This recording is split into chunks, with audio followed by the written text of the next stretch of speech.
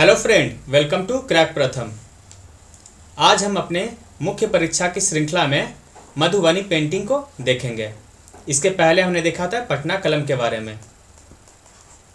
तो चलिए देखते हैं मधुबनी पेंटिंग के। कहते हैं कला साधना से आती है और कलाकार के खुद के स्वभाव से निखरती है।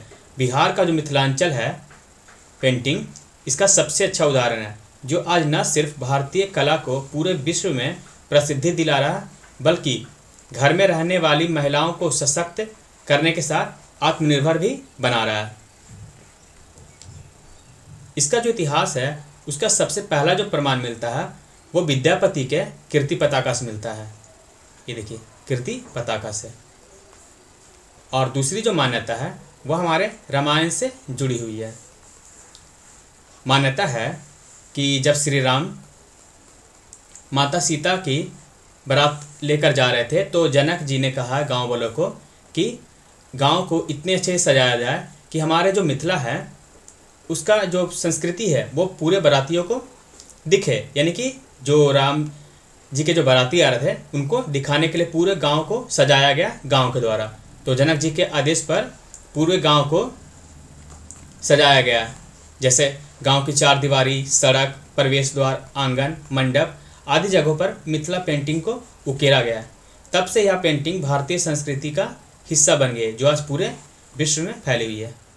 ये देखिए, ये कुछ तस्वीरें हैं मिथिला पेंटिंग के। उल्लेखनीय है कि 1934 से पूर्व मधुबनी जो कला था वो मिथिला तक ही सीमित था। इसके बाद जब 1934 में एक भूकंप आया, तब उस भूकंप की जांच करने के लिए एक ब्रिटिश ऑफिसर थे विलियम आर्चर। उन्होंने वहाँ पे गए तो उन्होंने वहाँ टूटी हुई दीवारों पर मिथिला पेंटिंग को देखा। तो उन्हें बहुत ही आश्चर्य हुआ कि इतनी खूबसूरत पेंटिंग और ये हम लोग से छुपा कैसे है। तो उन्होंने उसकी तस्वीर अपने कैमरे में ली। ये देखिए, उनकी जो तस्वीरें हैं ये सबसे प्राचीन तस्वीर मान सकते हैं अगर कोई कैमरे में कैद हुई है तो। ये किन्होंने लिया था? ऑफिसर विलियम आर्चर ने। इतना ही नहीं, सिर्फ उन्होंने तस्वीर ही नहीं लिया बल्कि इसकी तुलना पिकासो के तस्वीर से भी की। 1949 में उन्होंने एक अपनी पत्रिका निकाली जिसका नाम है मार्ग।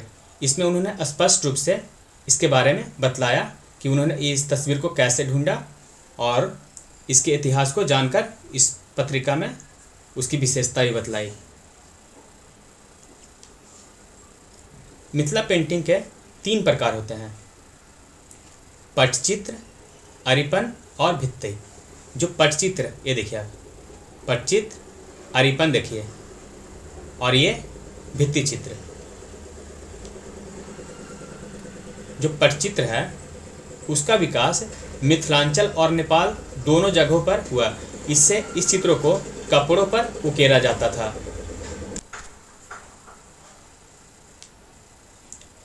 दूसरा है अरिपन। अरिपन चित्रों को आंगन या चौखट के जमीन पर बनाए जाते थे, जो कि 18 पुराणों एवं शास्त्रों के गुण तत्व पर आधारित होते थे। यानी कि इनको आंगन या चौखट पर बनाया जाता था, उनमें शास्त्रीय गुणों का सम्मेलन किया जाता था। इसमें जो चित्र बनाए जाते थे वो 5 श्रेणियों में बनाए जाते थे। जैसे पहला है मनुष्य एवं पशु पक्षी का चित्र, दूसरा फूल, पेड़ और फल का चित्र, तीसरा तांत्रिक प्रतीकों का चित्र, चौथा देवी देवताओं का चित्र, पांचवा जो है स्वास्तिक एवं दीपक का चित्र होता था। किसमें? अरिपन में। और पहला में पड़ा पटचित्र, जो कपड़ों पे किया जाता था। तीसरा देखिए भित्ति चित्र। भित्ति चित्र का संबंध जो वैवाहिक संबंध होते थे एवं धर्म से संबंधित था। यानी कि जो भित्ति चित्र होते थे उनका संबंध किससे था? वैवाहिक और धार्मिक जीवन से संबंधित। इन चित्रों को 3 भागों में बांटा जाता था। पहला है गोसन घर की सजावट। गोसन घर की सजावट के लिए धार्मिक महत्व के जो चित्रों को बनाया जाता था। जैसे देखिए आप, जैसे देवी दुर्गा, राधा कृष्ण, सीताराम, शिव पार्वती, विष्णु लक्ष्मी एवं अन्य देवताओं को चित्रित किया जाता था। किसमें? भित्ति चित्र में। आप यहाँ पे तस्वीरें देख सकते हैं माँ दुर्गा की, और यहाँ पे राधा कृष्ण की तस्वीरें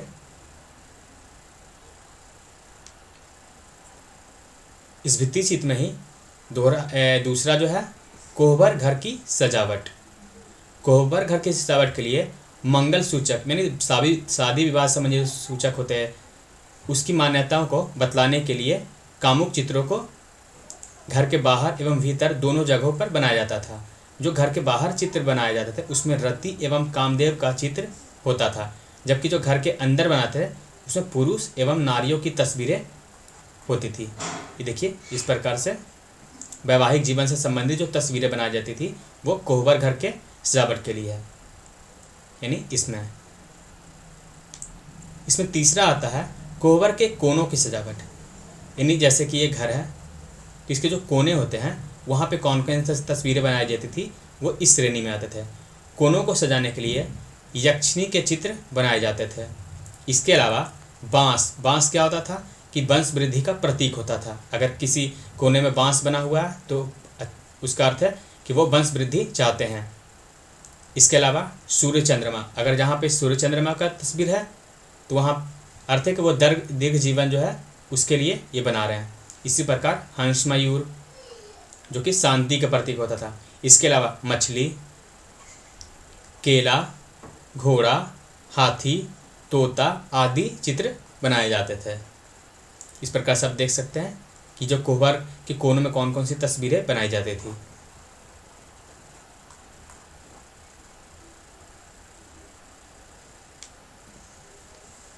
मधुबनी पेंटिंग की अब विशेषताएं हम देखते हैं।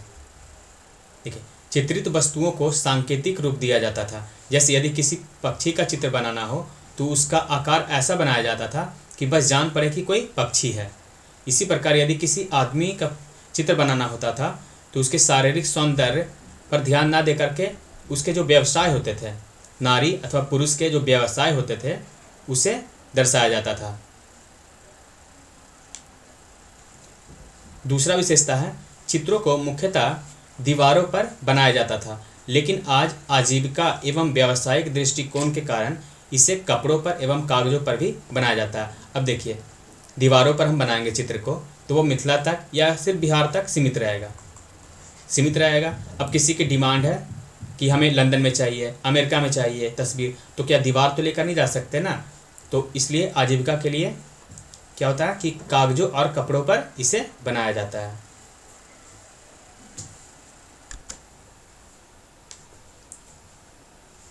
चित्रों को बनाने के लिए जो कुचियाँ होती थी वो लकड़ी की, ये देखिए आप, लकड़ी की या उंगलियों का भी प्रयोग किया जाता था।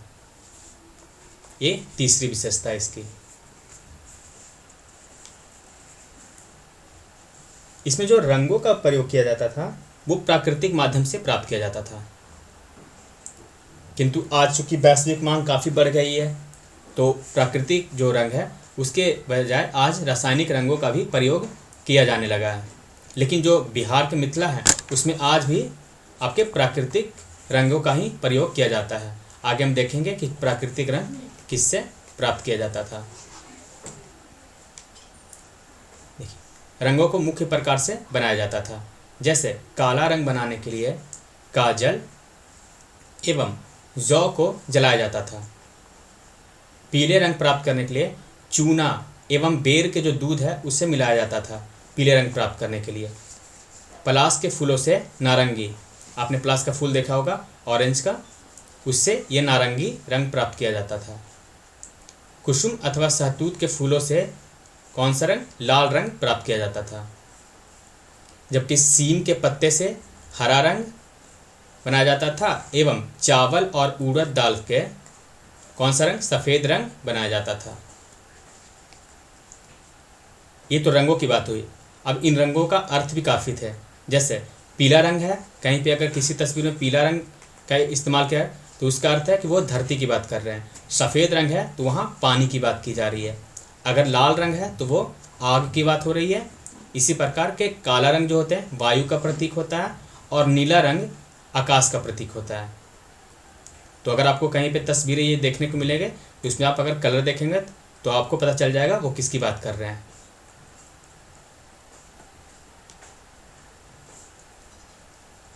हम मधुबनी की जो कला पेंटिंग है उसकी प्रसिद्धि के बारे में। मधुबनी पेंटिंग बिहार में मधुबनी सिमरी, लहरियासराय, दरभंगा, भवानीपुर आदि जगहों पर बनाई जाती है। यानी कि सिर्फ मधुबनी में ही नहीं, बाकी अन्य जगहों पर बिहार में भी बनाई जाती है। जो उत्तरी बिहार है इस क्षेत्र में, यानी कि मिथिलांचल के क्षेत्र में, वहाँ काफ़ी लोग जो है इसके लिए प्रसिद्ध हैं। इसके अलावा देखिए, अंतर्राष्ट्रीय स्तर पर मधुबनी पेंटिंग का जो प्रदर्शन किया गया था 1942 की आर्ट गैलरी में किया गया था। वो कहाँ है? लंदन में। लेकिन उस समय इसे उतना ख्याति नहीं मिला। इसके बाद वर्ष 1967 में भारत सरकार ने पहल करते हुए दिल्ली में इस पेंटिंग की प्रदर्शनी लगाई।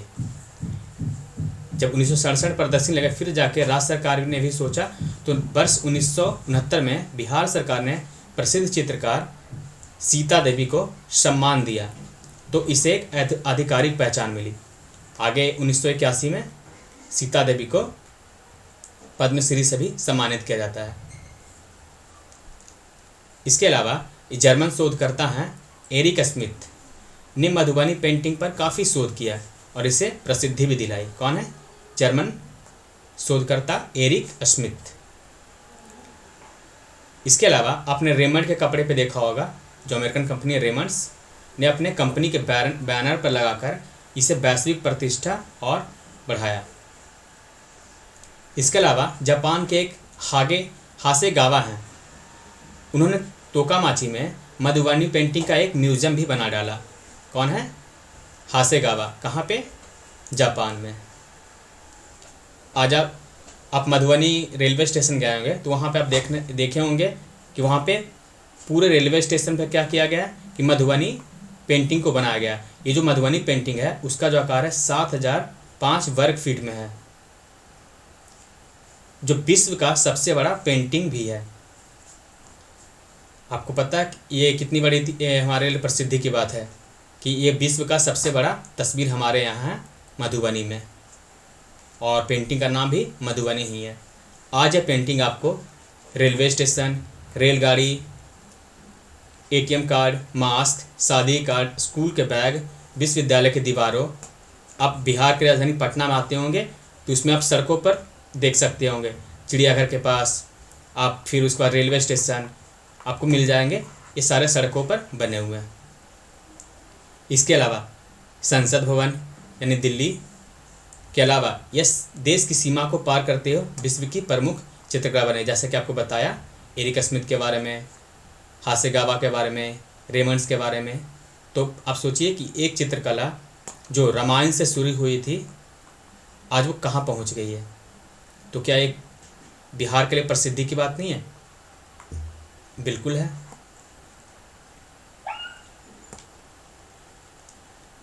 यह है सीता देवी, ये इंदिरा गांधी के साथ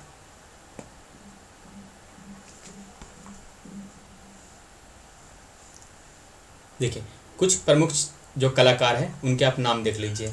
जैसे कि आपको बताया सीता देवी 1981 में इनको पद्मश्री दिया गया। 1969 में बिहार सरकार ने सम्मानित किया था। उसके बाद देख सकते हैं आप पूर्व प्रधानमंत्री इंदिरा गांधी ने भी इसे सम्मानित किया। दूसरी है जगदम्बा देवी, इनको भी पद्मश्री दिया गया वर्ष 1975 में। तीसरी है गंगा देवी, इन सबको पद्मश्री दिया गया 1984 में। महासुंदरी देवी 2011 में इन्हें पद्मश्री दिया गया। बउआ देवी, ये बउआ देवी हैं, बउआ देवी को वर्ष 2017 में पद्मश्री दिया गया।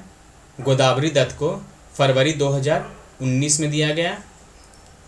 एक और जो है मनीषा झा, इनको राष्ट्रीय पुरस्कार भी दिया गया। ये बिहार की ही हैं।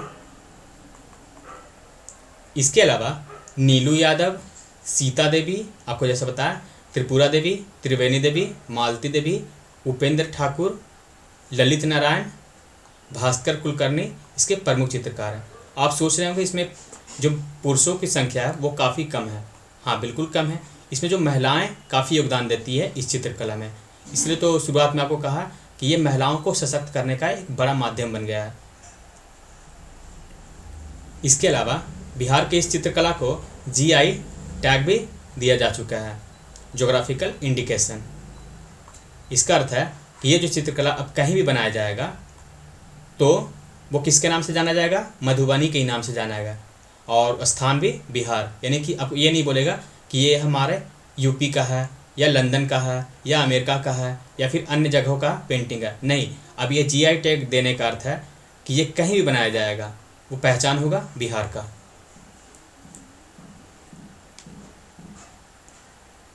हम निष्कर्ष में यह लिख सकते हैं कि मधुबनी पेंटिंग घर की चार दीवारों में रहने वाली महिलाओं को सशक्त करने एवं आत्मनिर्भर बनाने का एक मजबूत माध्यम बन गया है। यह न सिर्फ महिलाओं को मजबूत कर रहा है बल्कि हमारे पर्यावरण की भी रक्षा कर रहा है। आपने देखा होगा कई सारे आंदोलन में जो पेड़ बचाओ आंदोलन वगैरह होते हैं, उसमें पेड़ों पर क्या करते हैं कि मधुबनी पेंटिंग को बना देते हैं, जिससे होता क्या है कि लोग इस पेड़ को नहीं काटते हैं। तो यह हमारे पर्यावरण का भी रक्षक बन गया है। कौन? मधुबनी पेंटिंग। देखिए, मधुबनी कला की ऐतिहासिक तथ्य को ध्यान रखते हुए सरकार को इस कला को और बढ़ाने का प्रयास किया जाना चाहिए, क्योंकि हमने पिछले वीडियो में बनाया था कि पटना कलम जो है, पटना कलम को किस प्रकार से सरकार का साथ नहीं मिला और वह प्रसिद्धि, आप जानते होंगे कि कलकत्ता में आया था वो, और वहाँ से वो पटना सिटी, उसके बाद वो पूरे विश्व में फैला, खास करके यूके में। उसके बाद यह ख़त्म हो गया, यानी अपने ही जगह वो गुमनाम हो गया। क्यों? क्योंकि इसकी में सरकार ने उनका साथ नहीं दिया। तो अगर इस प्रकार से सरकार का साथ ना दे तो मधुबनी कला का भी ऐसी स्थिति हो सकती है। इसलिए हमें और सरकार को साथ लेकर चलना होगा ताकि ये जो मधुबनी किला है वो हमारे बिहार की पहचान बनी रहे। ये देखिए कितनी खूबसूरत तस्वीरें हैं मधुबनी की, आप देख सकते हैं। तो इस वीडियो में बस इतना ही है। Thank you for watching crack प्रथम।